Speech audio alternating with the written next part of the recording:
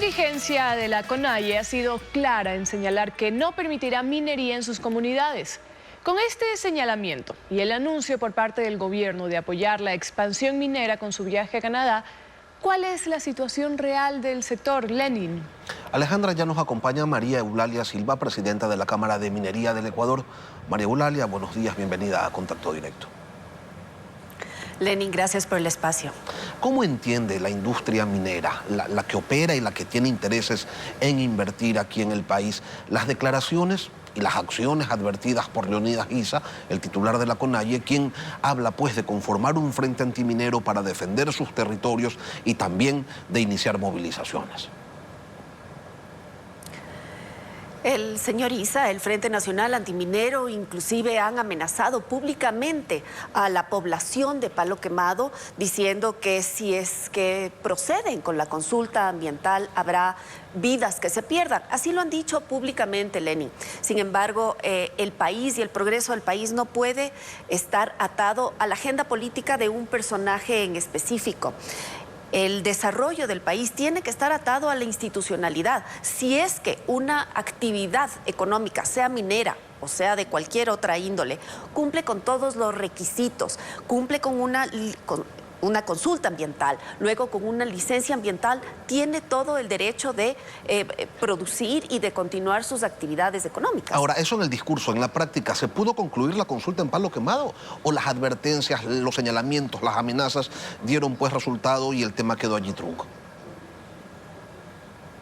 La consulta ambiental en este momento está en su curso, está realizándose con toda normalidad gracias a la presencia de la fuerza pública, porque este proceso empezó en el día 11 de marzo con un contingente de fuerza pública muy chiquitito, y esto fue aprovechado por el Frente Nacional Antiminero y otros grupos con agendas políticas venidos de otros espacios, de otros cantones. No eran personas del área de influencia, vinieron de fuera y protagonizaron actos de violencia, atacaron a personas del MATE, a personas de la comunidad, y ahora, gracias a la presencia de la fuerza pública, todo se está realizando en absoluta paz, y esta fuerza pública está precautelando la integridad de los comuneros de Palo Quemado. María Eulalia, ¿cómo se justifica que se realice pues una consulta a 70 personas?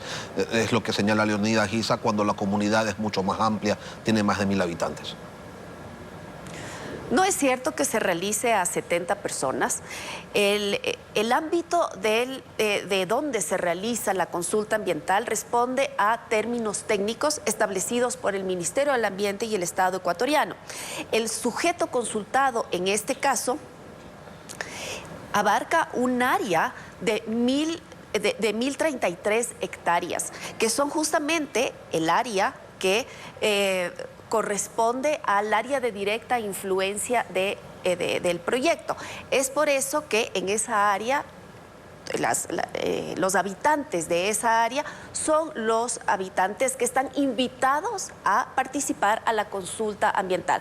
No es una consulta obligatoria, es decir, si alguien de esa área está invitado y no quiere ser consultado, no esgrime sus preguntas, sus dudas, pues no es obligatorio. Sin embargo, la consulta ambiental no es que aplica en todo el territorio nacional o donde el señor Giza decida o diga.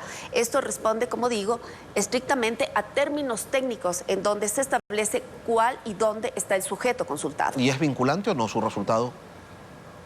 No es vinculante, así lo establece la ley. La consulta ambiental tiene que ser realizada por el Estado ecuatoriano cuando una actividad de cualquier índole requiere de una licencia ambiental. Así lo estableció la Corte Constitucional en una sentencia de 2021. No es vinculante, sin embargo, estas fases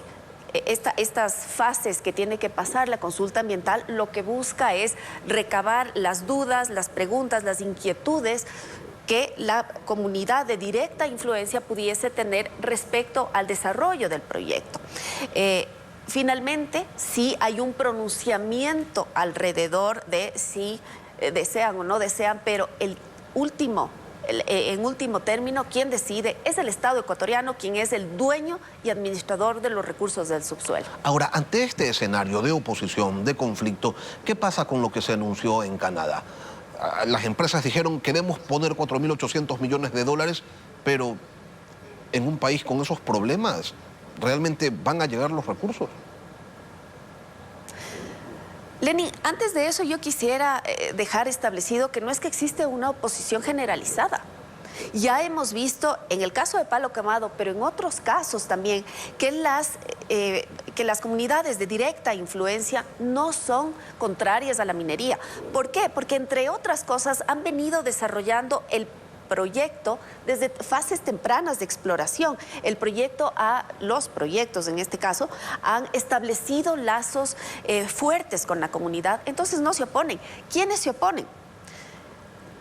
Primero, grupos y conglomerados que responden a una agenda política, Lenin. No hay que olvidarse que estamos en un momento electoral y que ciertos actores están aferrándose a un discurso antiminero para remontar electoralmente, para recuperar algo de los votos perdidos, por una parte. Por otra parte también, en muchos casos hemos visto que las agendas antimineras en realidad responden a algo mucho peor, que es la agenda de la minería ilegal. No debería llamarse minería ilegal, debería llamarse extracción ilícita de minerales, pero responden también a esas agendas. Pero tampoco se puede minimizar que existe un pronunciamiento, y ya ha existido un pronunciamiento antiminero amplio. Pasó con la consulta de Chocoandino, pasó con las consultas en la provincia de La Suay para impedir la minería en zonas de páramos. Es decir, sí hay un pronunciamiento, no sé si mayoritario a nivel nacional, pero localmente sí ha habido este tipo de manifestaciones bastante claras y que han sido mayoritarias en contra de la actividad minera. Por eso le pregunto si las empresas que tienen interés en invertir en el Ecuador, ¿qué les dicen a ustedes? Les dicen, ¿saben qué? Sí, tenemos toda la intención, pero la verdad es que el país es muy complejo. Resuelvan primero sus asuntos y nosotros después vamos. ¿Qué es lo que dicen? Y en función de lo que dicen, queremos tener claridad sobre cuál es el futuro de esa intención anunciada de poner 4.800 millones de dólares, pero ¿de verdad está cerca ese recurso o es simplemente una idea, un anhelo? No es una idea vaga, no es una promesa sin piso. Por supuesto, el Estado ecuatoriano tiene que brindar las facilidades y proteger la institucionalidad para que esos capitales vengan una vez que se hayan cumplido una serie de pasos previos. Recordemos también, Lenin, que todos esos proyectos que firmaron contratos de inversión con el Estado ecuatoriano son compañías, son inversionistas que ya tienen inversiones aquí, que ya no son empresas nuevas, María Eulalia. No son empresas nuevas, son empresas que ya tienen intereses en el país. Por supuesto, son empresas que ya tienen intereses en el país, son empresas que ya han hecho las primeras etapas exploratorias de la minería y que están próximas a arrancar construcción de mina. Cuando digo próximas, estoy hablando de algunos meses, incluso algunos años. Están próximas a arrancar construcción de mina y posterior producción. Son compañías que conocen el país, son compañías que entienden la realidad del país, pero que también tienen confianza en este país, que apuestan por este país y que el gobierno ecuatoriano, el actual gobierno, también ha dado muy buenas luces al respecto. Cuando ustedes se reúnen con los representantes del Estado, con las ministras, no sé, de Energía, de Comercio Exterior, ¿cuáles son las dudas, cuáles son los temores, las incertidumbres que ustedes, los mineros, les plantean?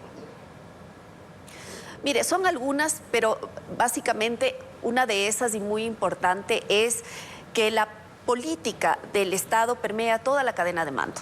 Y eso es porque la minería se hace en zonas muy remotas, en zonas donde escasamente ha llegado el Estado y donde muchas veces las autoridades locales se vuelven caciques feudales que hacen su voluntad por sobre la ley. Ese es uno de los, no son todos los desafíos sin duda, pero ese es uno de los desafíos. ¿Y qué les han dicho? En ese sentido creo que es muy importante, Lenin, contar con un gobierno que está decidido, por una parte, a promover una minería responsable, una minería a la que se le exija, una minería que se revierta en beneficios para el Estado, pero que sobre todo se revierta en desarrollo para la comunidad. Y por otra parte, este gobierno está decidido a frenar la minería ilegal, lo cual también da un motivo adicional para desarrollar una minería responsable, porque no podemos convivir donde entran los responsables, controlables, trazables, legales, formales, no entra la minería ilegal y viceversa. María Eulalia Silva, presidenta de la Cámara de Minería del Ecuador, gracias por acompañarnos hoy aquí en Contacto Directo. Gracias a usted.